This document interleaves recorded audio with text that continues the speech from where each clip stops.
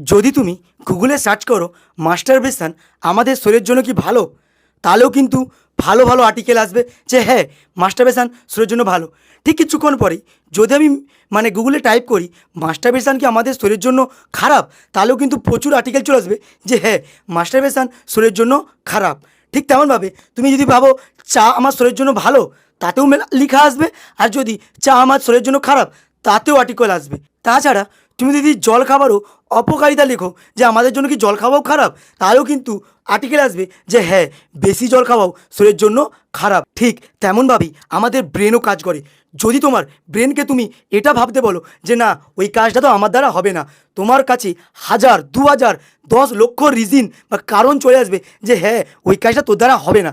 তুমি যদি তোমার ব্রেনে বা মাথাকে মেসেজ দিয়ে দাও যে না ওটা আমি পারবো, তখন তোমার কাছে হাজারো পজিটিভ মেসেজ আসবে যে হ্যাঁ তুই ওটা পারবি।